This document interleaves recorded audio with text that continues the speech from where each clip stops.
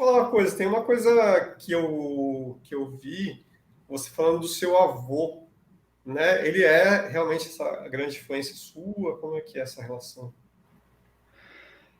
O meu avô, ele é. Minha mãe nasceu na Itália, né? Então ele foi uma grande influência na parte mais técnica, digamos assim, né? Não tanto. Humor também, né? Porque de alguma maneira os italianos, não vou dizer os italianos de hoje, mas esses italianos daquela época que vieram para o Brasil têm esse comportamento, esse proceder muito crítico, né? Muito direto, né? Fala o que pensa. Quer dizer, eu acho que hoje também. Tem um amigo meu de Roma, ele fala assim: vou te falar um negócio, não fique chateado, que ele é muito direto, né? Então, acho que eu peguei um pouco disso do meu avô, da minha avó, da minha mãe, claro. E talvez o principal, não sei se o principal, mas uma outra coisa foi a parte mais técnica, né? O meu avô ele veio para o Brasil para trabalhar na Melhoramentos. Ele era um técnico de cor, ou seja, era a pessoa que corrigia a matriz de impressão, né? Dava não sei te dizer tecnicamente, mas tinha até coisa meio um pouco manual, né? Porque era uma trama com pontos grandes naquela época. A impressão era fácil de ver que era impresso, né? Tinha os pontos de quadricromia, né? Para quem não sabe, era o CMYK de antigamente, né? Tinha uma matriz de cian, uma matriz de magenta, uma amarela e outra de preto. Então ele olhava e falava, não, aqui tem um erro aqui, ele até voltava no pincel, eu acho, né, talvez numa espátula e arrumava um ponto que estava fora ou estava mais. Então era um pouco por aí, mas não sei te dizer com rigor como era essa parte técnica, mas era um cara que manjava muito de cor, por exemplo, e manjava de imagem de uma maneira geral. Ele era um pintor amador, né?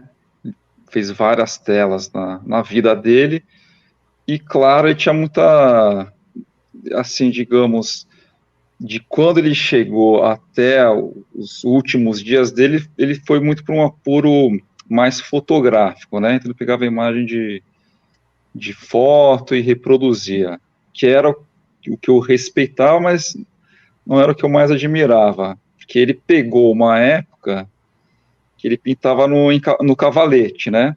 Então existem até hoje algumas telas que ele fez no cavalete, e ele chegou a fazer algumas poucas coisas de memória, que ele não gostava, né? Ele falava, isso é fantasia, né? Ou inventar alguma coisa.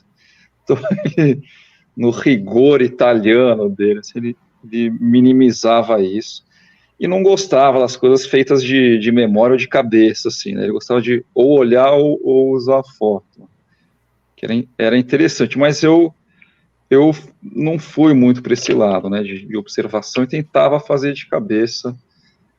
E entre outras questões, a gente brigou muito, né? Só que não brigou muito, digamos, a gente brigava a partir dos meus, digamos, 10 anos de idade, assim. Ele olhava os desenhos e falava, não é assim que faz. Tem esse jeito, tem que fazer assim.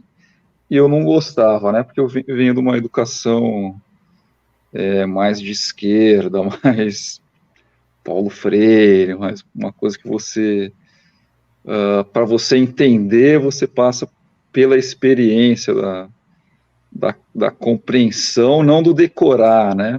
Assim, então, era um pouco contraproducente esse papo com meu avô. E eu era um moleque, mas eu não aceitava, eu brigava com ele e ele tipo, não dava atenção. É italiano, tipo, vai. Tinha, tinha essa coisa com que ele falava com até, né, com um carinho, né, com uma maneira até afetuosa, mas eu não entendia muito, então não, duas coisas que se batiam. Então era um pouco complicado, assim, eu ficava realmente estressado, assim, desde moleque não aceitava e brigava. E aí mais, assim, digamos, um pouco mais velho, comecei a mais enfrentar, né? Aí eu olhava para umas telas, mas aqui você errou. Só que, ó, essa sombra projetada tá fora do lugar. Aí ele, tipo, dava risada, vai, aqui tá fora do lugar, olha aqui. Então, era um pouco isso. Por um lado, era bom, né? E acho que me fez ter uma certa autocrítica com a parte técnica, talvez um pouco acima da média, o que foi bom por um lado, por outro lado era ruim, porque acho que criou uma certa ansiedade, assim, digamos, um pouco acima da média, né? Mas fez parte da... não, ele realmente... eu vou usar... Claro que ele, como ele faleceu, eu posso... Não sei se é muito ético eu falar isso, mas eu entendo que em termos de desenho, tô ali com o que ele fazia. Em termos de cor, realmente o cara, ele era muito bom. Eu não cheguei nem perto, assim.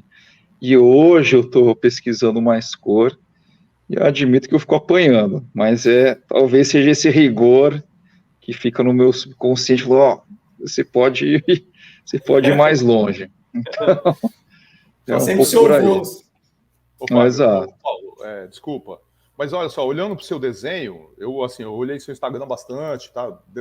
Né? Eu não conhecia seu trampo, conheci seu trampo através do Fábio, e você tem um bom desenho, cara. Seu desenho é ótimo, acho que o Fábio vai colocar alguma coisa aí, né? Me chamou a atenção bastante coisa.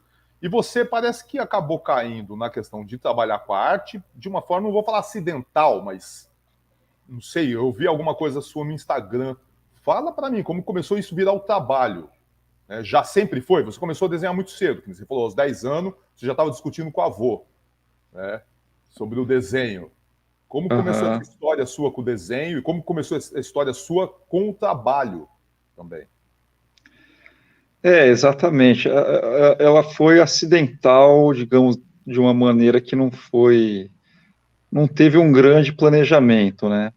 Mas eu me lembro putz, será que é do Bukowski, esse livro, que é o Born into This, eu acho, né? Nascido nisso, né? Então, eu nasci nisso, por causa do meu avô, por causa da minha mãe, dentro dessa trajetória já cedo, né, assim, de desenhar muito, que eu acho que, né, é natural para muita gente, imagino para o Fábio também, você começa, e o Angeli fala isso, né, você continua nela.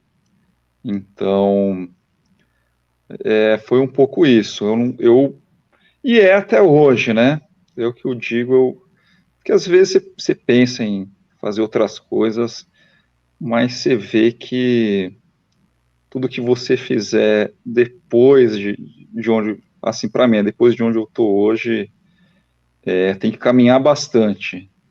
E eu realmente, essa caminhada começou quando eu era moleque mesmo, aliás, desde sempre, né?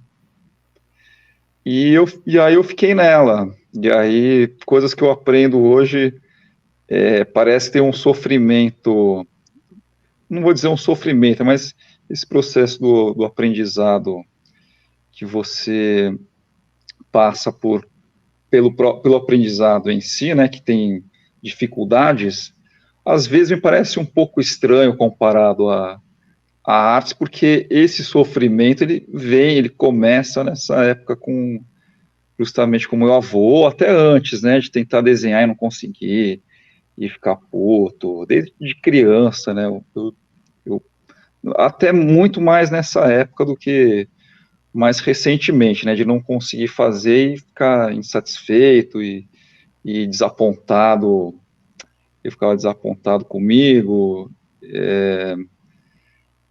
Eu passei muito cedo por esse estágio talvez mais doloroso, né, do aprendizado. E hoje, digamos, por exemplo, quando eu estava treinando boxe, eu estava sofrendo muito recente. Lógico que também é doloroso na prática, mas como veio de muito cedo, parece que você vai aprender as outras coisas sem passar por isso, né? Por esse estágio um pouco mais duro, né? E você passa de todo jeito. E como faz muito tempo, às vezes eu esqueço que eu passei por ele. Mas era muito frustrante também nessa época. E às vezes hoje, até eu estava falando dessa pesquisa com cor, hoje tem coisas que ainda são, né, na área, que é, por exemplo, cor. Então, também é frustrante de alguma maneira, mas faz parte do aprendizado. A gente esquece, né, às vezes disso. Mas é isso. Então, acidental ou não, talvez tenha sido o destino, né? Tem uma frase do Pereio no Iracema, Uma Transa Amazônica, né, que é esse filme, e ele é o João Brasil Grande no caminhão dele, é um caminhoneiro, né? No caminhão dele tem essa frase: do destino ninguém pode fugir. Eu não sei se eu acredito muito nisso, mas a frase é muito boa. que é o que importa para nós aqui. Exato. Salve, salve, Rapa! Gostou desse corte? Então se inscreve no canal para não perder nenhuma novidade. Ativa o sininho e espalha para Rapa.